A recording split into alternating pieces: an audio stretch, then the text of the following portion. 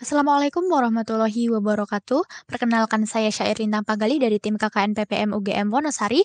Pada kesempatan kali ini akan berbagi tentang apa sih pentingnya belajar bahasa Arab, kemudian bagaimana tips belajarnya. Oke, mari kita simak.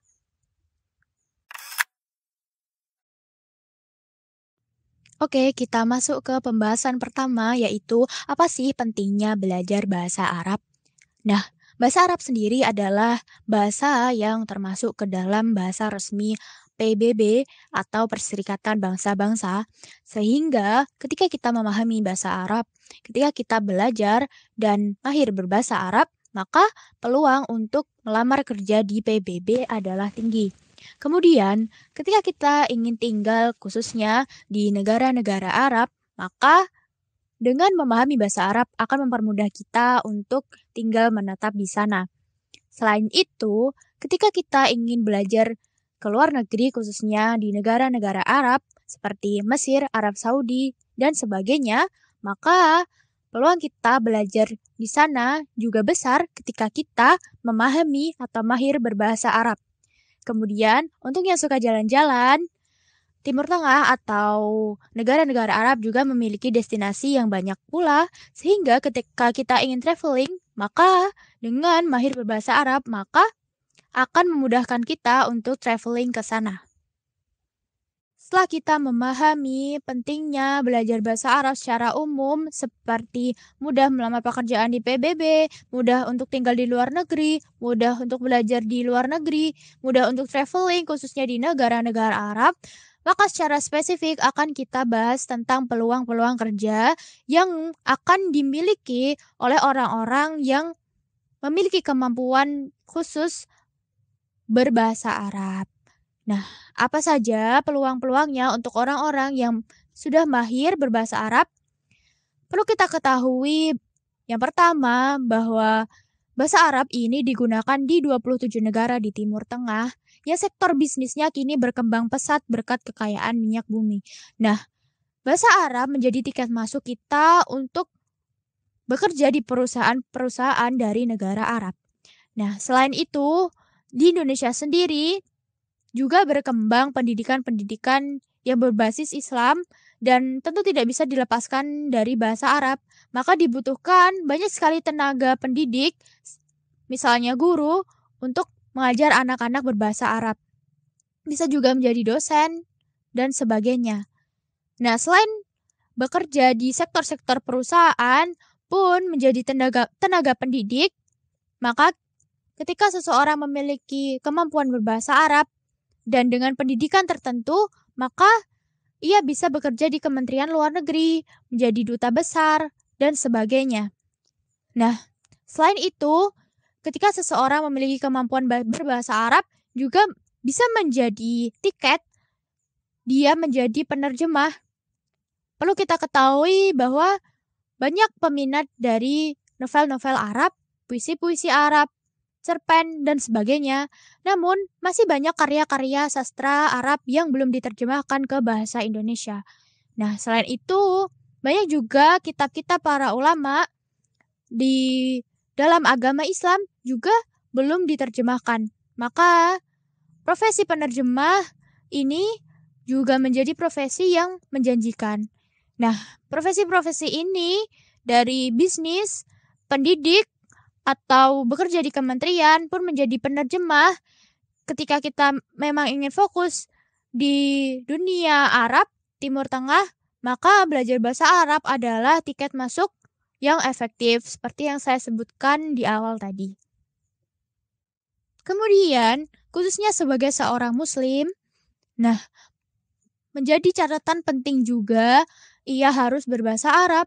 Karena apa? Karena bahasa kitab suci Al-Quran itu berbahasa Arab. Kemudian doa sehari-hari itu menggunakan bahasa Arab. Walaupun kita bisa berdoa dengan doa-doa yang kita pahami, tetapi kebanyakan doa dari para ulama itu juga berbahasa Arab. Kemudian bacaan sholat menggunakan bahasa Arab. Buku-buku para ulama yang ditulis itu juga menggunakan bahasa Arab. Maka penting di sini menjadi catatan selain keumuman manfaat belajar bahasa Arab, kemudian manfaat bahasa Arab di dunia kerja. Nah, sebagai seorang muslim juga penting belajar bahasa Arab karena beberapa hal ini. Nah, semoga bisa menjadi catatan bagi kita semua. Ketika kita mengetahui pentingnya belajar bahasa Arab, kemudian manfaat-manfaatnya, tentu timbul pertanyaan, bagaimana memulai belajarnya? Nah, akan saya sampaikan beberapa tips belajar bahasa Arab. Nah, yang pertama, mendengarkan dan mengucapkan secara berulang-ulang. Jadi, sama halnya ketika kita masih bayi, ketika kita balita, kita tidak mempelajari kaidah bahasa Indonesia. Kita tidak mempelajari kaidah di bahasa daerah kita masing-masing, tetapi kita hanya perlu mendengarkan ayah dan ibu kita berbicara, kemudian ya kita bisa aja gitu kan. Nah, itu tentu perlu adanya pengulangan. Kita mendengar ibu bapak kita tidak hanya sehari 2 hari, tetapi setiap hari, setiap saat, bahkan hingga kita bisa berbicara. Begitu pula dengan belajar bahasa, kita hanya perlu mengulang-ulang mendengarkan bahasa tersebut. Misal percakapan di bahasa Arab. Kita bisa melihat di tutorial-tutorial YouTube. Kita bisa melihat video-video pembelajaran banyak sekali di internet dan bisa diunduh secara gratis, bisa ditonton secara gratis di YouTube atau di Instagram dan sebagainya.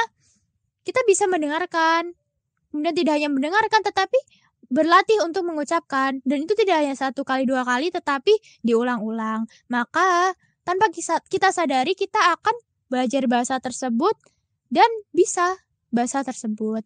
Nah, memasuki yang kedua, kita juga bisa belajar dari membaca. Belajar membaca buku-buku, ya dimulai dari buku-buku yang tulisannya simple, tidak berkata-kata yang tinggi begitu. Misal cerita-cerita anak. Nah, bisa kita latihan membaca cerita-cerita anak. Atau tidak, misal kita bisa belajar membaca berita-berita Arab. Kita bisa, kalau di Instagram kita bisa mengikuti koran-koran Arab atau Instagram yang menyajikan berita-berita Arab. Nah, selain itu, ketika kita sudah mulai mengetahui, oh ini bahasa Arabnya ini, dan sebagainya, kita bisa latihan menulis. Kita bisa mencoba membuat kalimat sendiri, menggunakan kosakata-kosakata yang telah kita miliki, dan sebagainya. Nah, dari ketiga tersebut, saya ulangi lagi, tidak bisa dilakukan 1 kali 2 kali, tetapi yang keempat, kita harus dekat dengan bahasa tersebut. Jadi, harus diulang-ulang, misal mendengarkan harus diulang-ulang berhari-hari. Nah, bisa juga dekat itu dengan berbagai hal. Salah satu contohnya, kita bisa menempelkan notes atau catatan di barang-barang kita di rumah, di kamar. Misal bahasa Arabnya kursi apa, kita tulis di kertas, kemudian kita tempelkan di dekat kursi. Nah, kita akan melihatnya setiap hari. Maka kita akan secara tidak sadar hafal kalau bahasa Arabnya ini apa, dan begitu seterusnya. Nah, yang terakhir yang kelima, ketika kita memang ingin menempuh, misal menjadi seorang pendidik, menjadi seorang guru atau dosen atau penerjemah, tentu kita perlu mempelajari kaidah. Nah, yang awal tadi hanya mendengarkan dan mengucapkan itu akan melatih kita untuk mendengarkan dan mengucapkan ini akan melatih kita untuk berbicara lancar bahasa Arab. Nah, tetapi ketika kita ingin menjadi seorang pendidik atau penerjemah, tentu dalam menerjemahkan karya sastra misal atau buku-buku tertentu, tentu perlu adanya pemahaman akan kaidah bahasa Arab. Nah, ini baru yang terakhir. Kalau teman-teman ingin mendalami bahasa Arab, perlu belajar kaidah-kaidahnya. Apa sih kata ini namanya? Kalau susunan kalimat ini namanya apa? Dan sebagainya.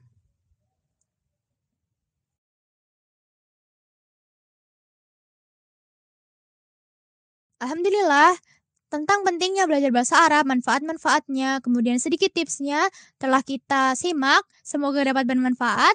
Dan pada video kedua, kita akan belajar pada tips pertama, yaitu mendengarkan dan mengucapkan secara berulang-ulang. Kita akan belajar sedikit percakapan bahasa Arab. Nah, kita tunggu di video kedua. Terima kasih atas perhatiannya, semoga bermanfaat. Mohon maaf apabila ada kekurangan. Wassalamualaikum warahmatullahi wabarakatuh.